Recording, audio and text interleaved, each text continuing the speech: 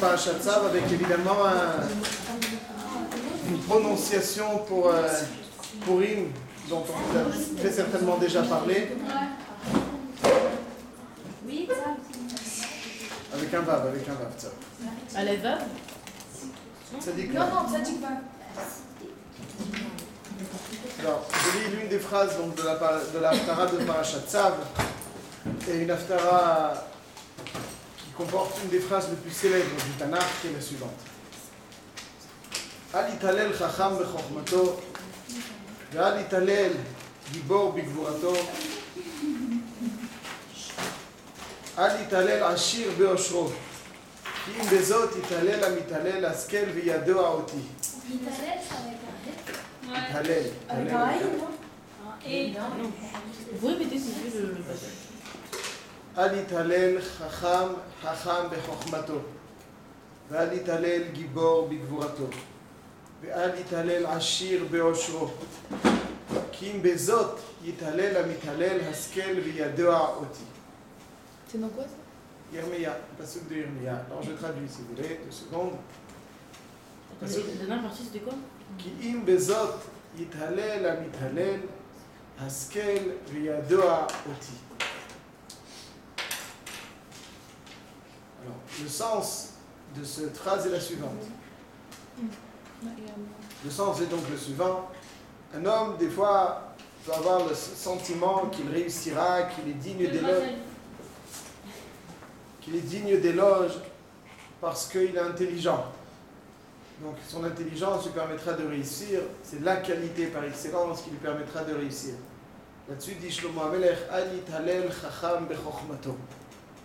La qualité de l'intelligence n'est pas la garantie d'une réussite. Il y a beaucoup de personnes intelligentes qui ont parfaitement échoué malheureusement. Donc ne commence pas à te sentir... C'est qui dit ça, Shlomo? Yirmiya. Ne commence pas à te sentir... doté d'une qualité qui te permettra de réussir dès que tu es chacham. Parce qu'il y a eu des gens qui étaient chacham et qui finalement n'ont rien réussi. Donc la qualité de la chokhma est certes une qualité, mais elle ne garantit pas la réussite. Donc al italel chacham bechokhmato. Quelqu'un peut avoir le sentiment, par sa puissance, c'est quelqu'un de puissant, parce que c'est quelqu'un de puissant, alors rien ne lui résistera. Il réussira. Al italel gibor bigvurato n'est pas le sentiment d'être digne de louange parce que tu as la qualité de la gvura. Parce qu'il y a eu des gens puissants qui finalement n'ont rien fait au final. Al italel ashir beoshro. Des fois quelqu'un de riche peut avoir le sentiment que, vu l'argent qu'il a, les moyens dont il dispose, alors c'est sûr que rien ne le résistera. Et là-dessus, dit aussi Yirmiya, Ve'al italel ashir beoshro. Certains ont les poches pleines, mais la tête et le cœur vides. Donc finalement, ils n'ont rien réussi. Alors, quelle est la qualité qui est digne d'éloge parce qu'elle favorise beaucoup la réussite? Nous dit Yirmiya ki im bezot italel amitalel. Voilà donc la qualité qui est digne d'éloge parce que c'est véritablement une qualité qui permet de percer, de réussir, d'aboutir. Askel yado haoti. C'est laquelle? C'est laquelle la qualité? Tout de suite. Askel veyado haoti, c'est lorsque quelqu'un pense au cheminement, à l'itinéraire qu'Hachem trace et qu'il s'engage à le suivre, là, il peut être digne d'éloge. Haskel veyado haoti, la volonté d'Hachem, l'itinéraire qu'Hachem trace. C'est vrai, il pense. Oui. Après, il pense à cet itinéraire. Il va suivre, on voit ce que ça veut dire par là. Il pense, ça veut dire ce qu'Hachem attend de lui, Hachem a dessiné un itinéraire, il s'engage à le suivre scrupuleusement. Ça, on va essayer donc d'approfondir quel est donc cet itinéraire qu'Hachem a tracé et que le suivre, s'engager à le suivre, donc est le garant d'une réussite. On va essayer donc d'apporter quelques précisions sur cet itinéraire. Ok, c'est bon? Ouais. Ce qui est fascinant, ou plutôt avant, je vous solliciterai avant de décrire ce qui est fascinant. Si je vous demandais de retenir, qu'est-ce que vous avez retenu? Quel est l'enseignement de la Megillah de Esther? Quel est l'enseignement par excellence? Quelle est la morale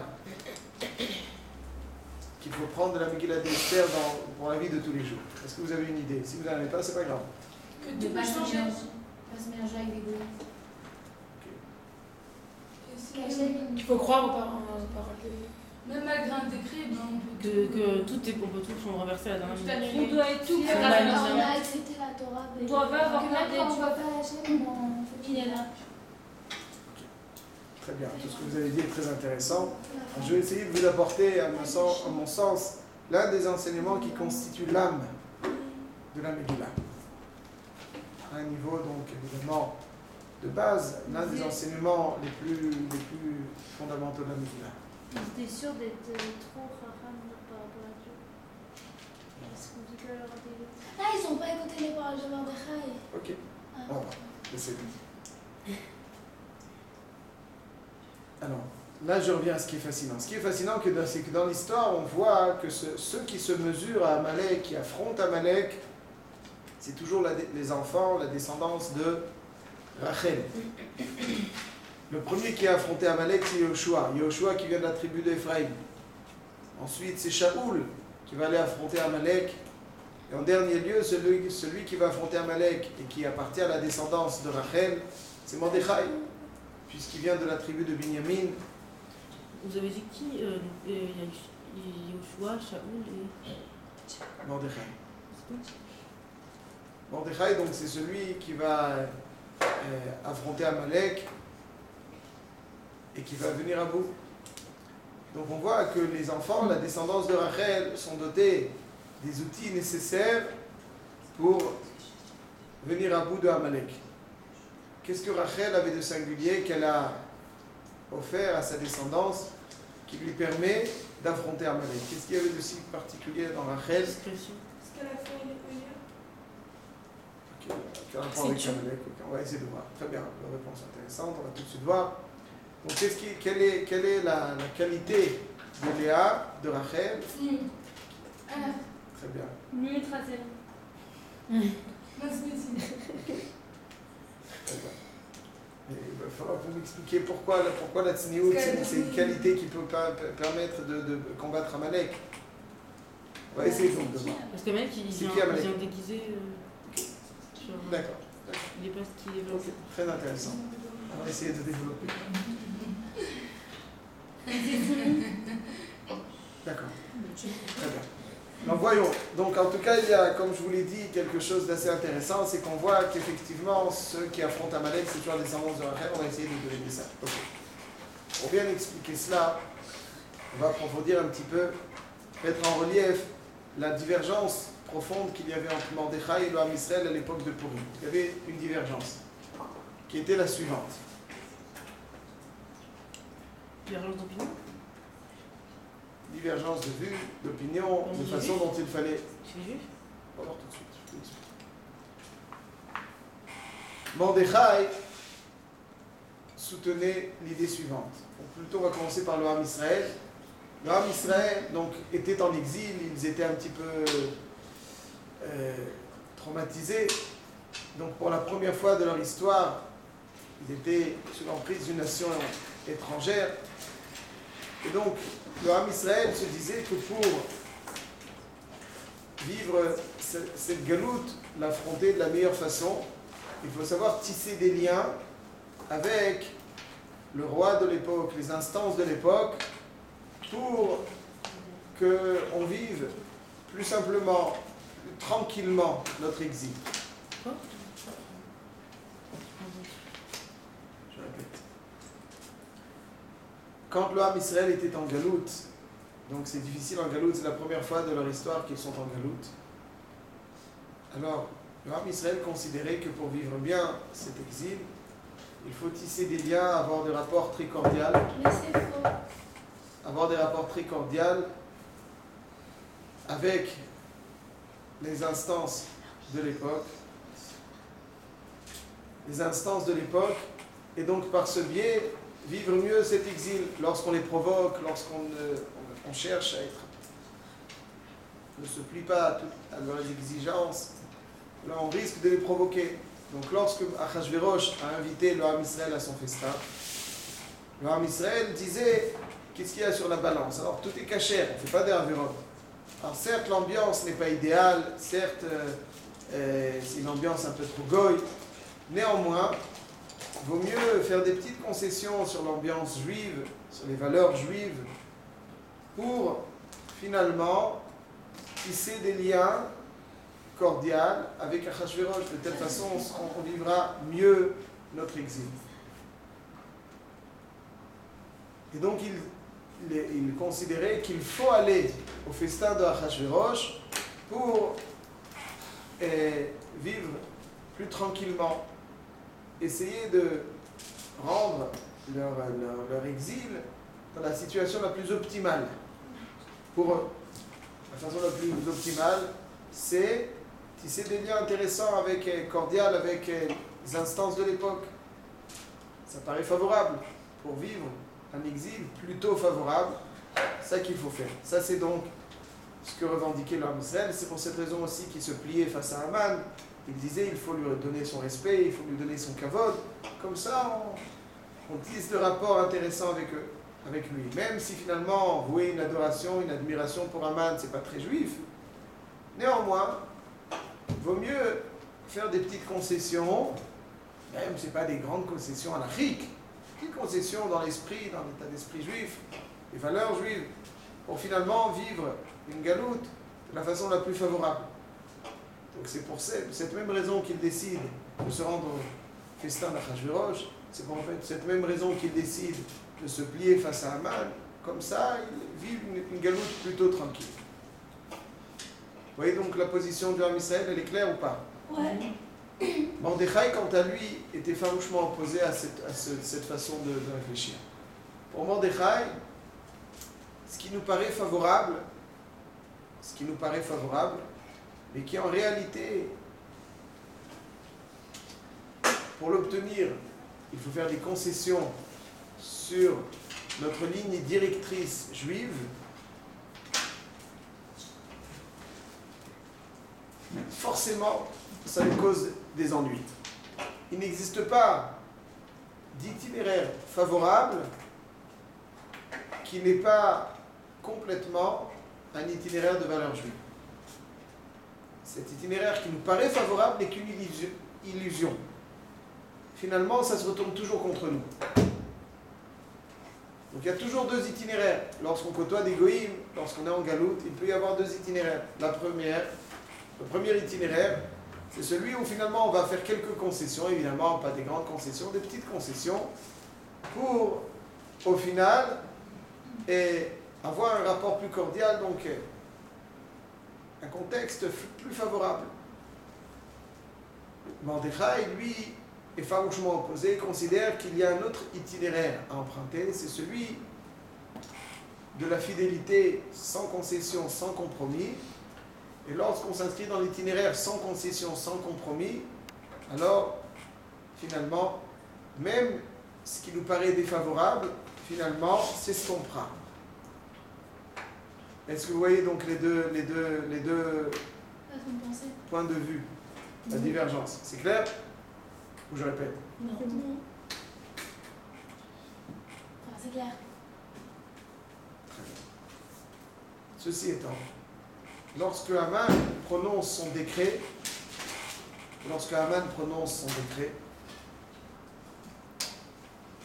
alors le Ham Israël est parti voir Mordechai et lui a dit, tu vois Mordechai, tu vois qu'en réalité, tes positions est catastrophique. Au contraire, ils n'ont pas dit ça, ils ont tout de suite reconnu qu'ils ont fauté. Ils auraient pu penser ça, ils auraient pu croire que c'était à cause de lui, et direct ils ont dit. C'est pour ça que je dis, le Midrash dit ça. Vous vous basez sur quoi exactement? Je sais pas, c'est un rêve qui vous a dit ça. Le Midrash Le Midrash ne dit pas ça, et je vous invite à voir Rav Dessler. Vous connaissez Rav Dessler, Mirtav Eliyahu? Après, quand elle leur a demandé de jeûner, ils ont réfléchi comme ça. Voilà.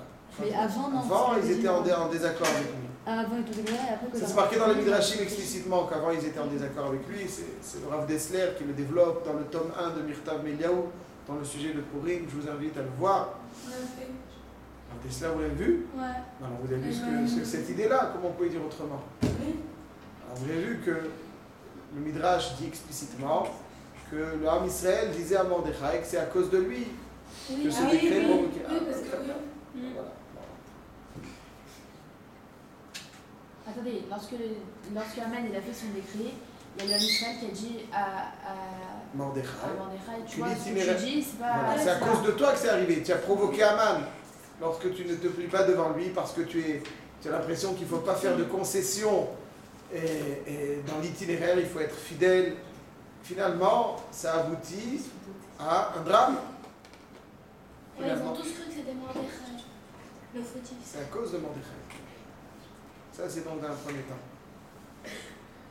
Il disait donc forcément, nous avons raison. L'itinéraire à suivre, c'est celui dans lequel il y a certes quelques concessions, mais qui nous permet d'avoir donc un rapport plus favorable avec l'égoïsme. Ça, c'est donc le point de vue du Ham Israël dans un premier temps. Est-ce que c'est clair? Pour tout ou pas? Oui. D'accord. Finalement, Mordechai leur a parlé, les a convaincus qu'au contraire, c'est parce que eux ont fait des concessions sur les valeurs de la Torah, parce qu'ils avaient l'illusion que ces concessions allaient leur permettre d'obtenir certaines faveurs et de vivre plus favorablement leur exil, c'est ces concessions-là qui ont provoqué la xéra de Haman. Et qu'en réalité, quand quelqu'un reste fidèle à sa ligne directrice, même si ça lui paraît défavorable, il finit par réussir. Mais comment ça c'est pas la bonne idée? Tout de suite. Et le Ham Israël a accepté. Et là, on arrive à l'âme de l'enseignement. L'âme de l'enseignement est le suivant.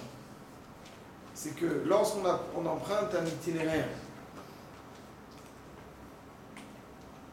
rigoureux, où il n'y a aucune concession, où le chemin de la Torah, les valeurs de la Torah sont au rendez-vous sans compromis. Tout ce qui nous paraît défavorable, finalement, et je souligne, se transforme, et je souligne 2 fois se transforme, en un tremplin pour la réussite. Ça veut dire que tout ce qui nous paraissait défavorable, pas simplement, ça ne va pas nous empêcher, ça va disparaître, mais en plus, ça va se transformer en un tremplin pour notre réussite. C'est-à-dire que quand il y a 2 itinéraires qui se proposent à nous, l'illusion, c'est de dire que le chemin, l'itinéraire de la concession, c'est lui qui est plutôt favorable. Et que l'autre, plus rigoureux, est moins favorable. Faux! Le chemin, l'itinéraire dans lequel on se dirige avec toutes nos convictions, c'est celui qui est le plus favorable pour nous. Parce que toutes les embûches qui se dressent sur notre passage, à un moment donné, se transforment en un tremplin. Comme on le voit pour Haman. Haman, donc, s'opposait à l'itinéraire de Mordechai. Finalement, mais au final, c'est parce qu'il s'opposait qu'il a fait ce décret et il a créé un tremplin pour que Mordechai lui prenne sa place. En s'opposant à lui, il a créé le tremplin pour que Mordechai prenne sa place et qu'il hérite de tous ses biens. Vous voyez ce que je veux dire? Ouais. Ça, c'est donc... Qu'est-ce que vous avez dit là sur Mordechai? Je dis que lorsque on emprunte un itinéraire fidèle, pas simplement que ce qui nous paraît défavorable disparaîtra, mais au contraire, ce qui paraît défavorable, qui se dresse contre nous, c'est ce qui fait finalement constituer un tremplin pour nous permettre d'arriver le plus haut possible.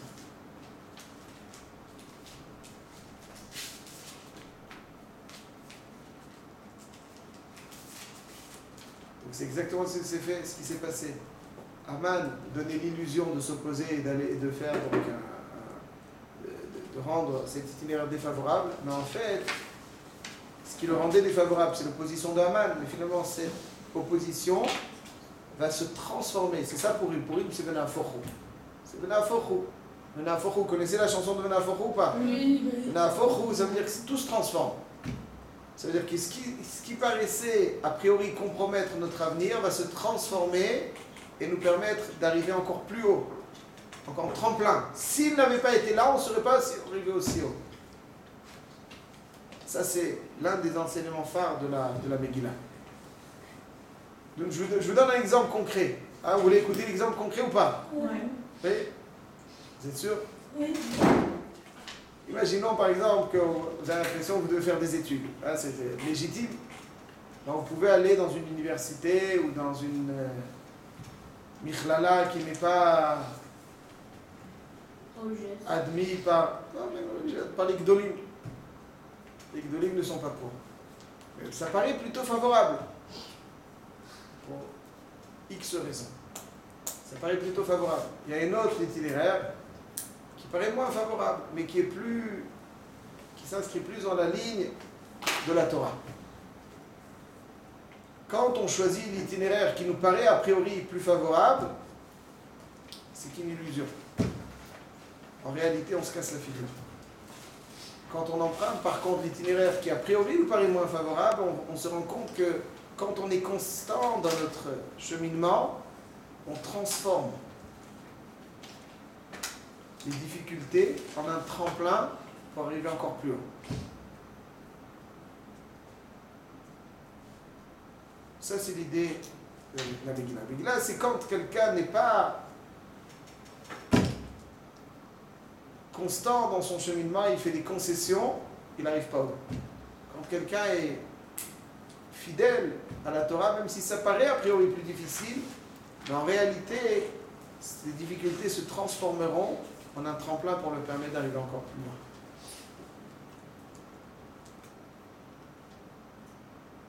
Cette idée-là, on la voit chez Rachel. Pourquoi on la voit chez Rachel? Est-ce que c'est clair? Elle a pris le chemin le plus difficile. Pourquoi? Elle a donné les 6 maniements, c'est ça? Ça veut dire qu'en fait, il y avait donc Léa, qui est donnée par... Jacob connaissait la reine, et donc il a donné des codes à Rachel pour éliminer l'éventualité d'une ruse de la part de Lavan qui lui donnerait Léa. Rachel considérait que humilier sa sœur n'était pas l'itinéraire à suivre. Elle a décidé de donner le code à Léa. Ça paraissait compromettre son avenir, n'est-ce pas? Le fait de donner les simanim à Léa, Jacob va l'épouser et elle compromet son avenir.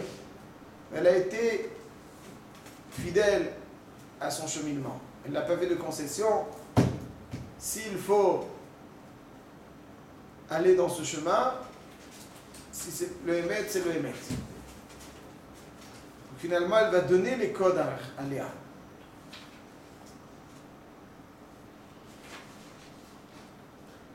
Et au bout du compte,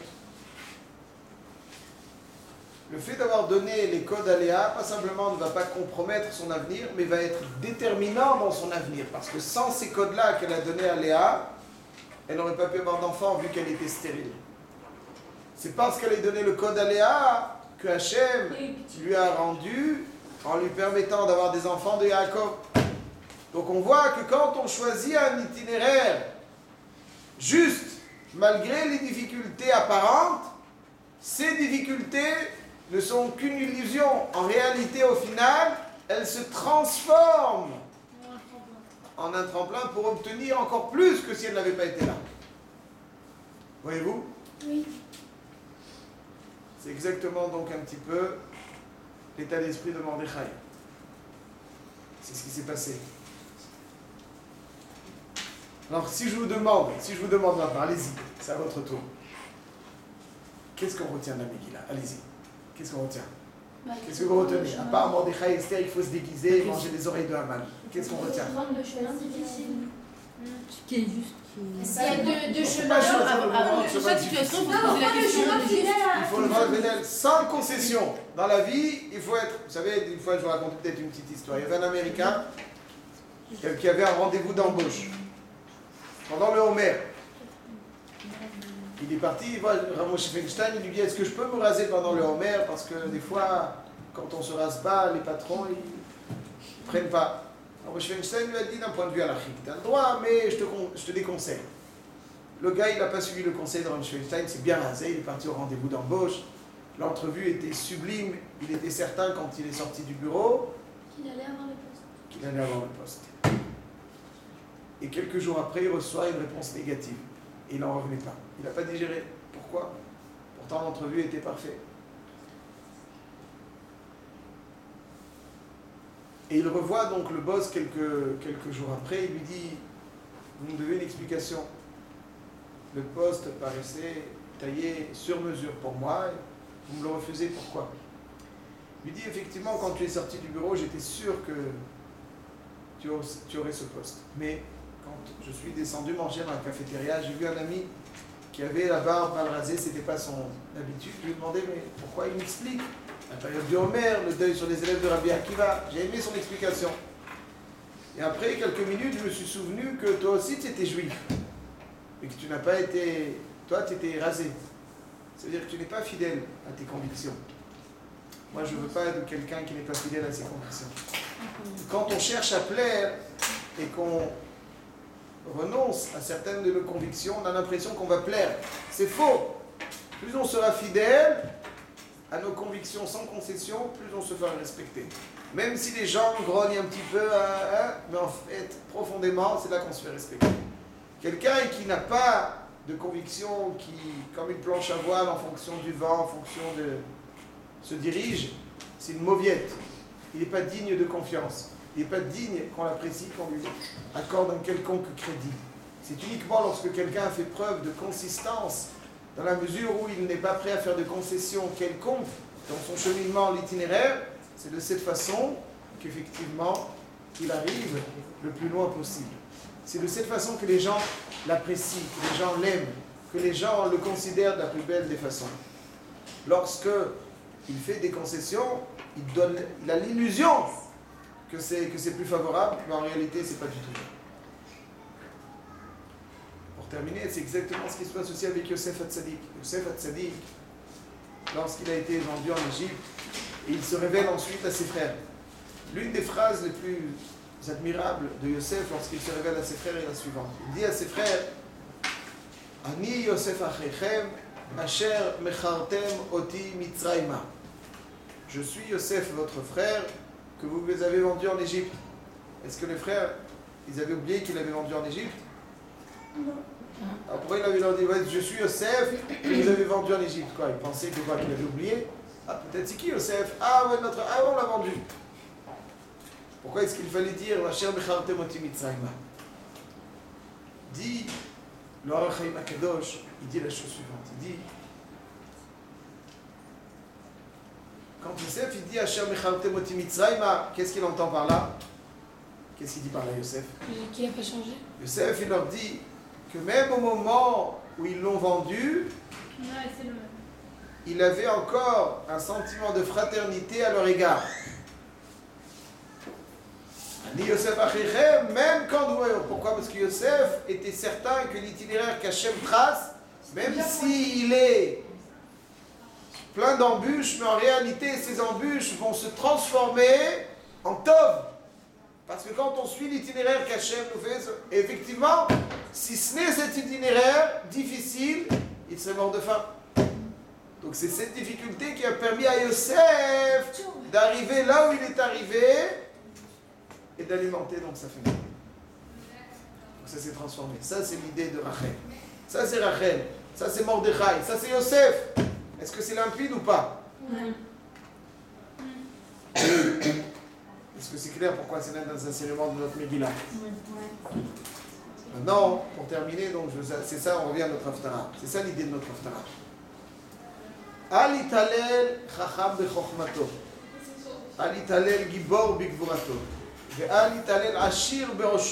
Celui qui trace son itinéraire personnel en ayant le sentiment qu'avec son intelligence, sa force, sa richesse, il aboutira.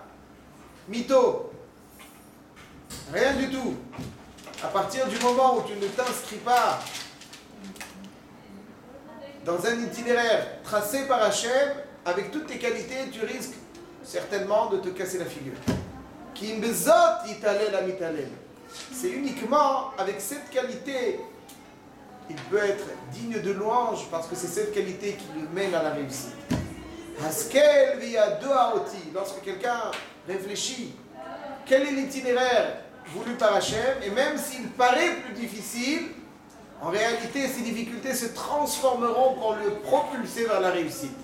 Alors que l'itinéraire parallèle, qui n'est pas celui tracé par Hachem, même s'il paraît plus favorable, ce n'est qu'une illusion. En réalité, cette illusion se transformera, khalila, en quelque chose qui le fera échouer. Voilà donc l'enseignement de notre Haftara, et voilà comment cette Haftara est intimement liée à la semaine de Purim. Est-ce que c'est limpide? Oui.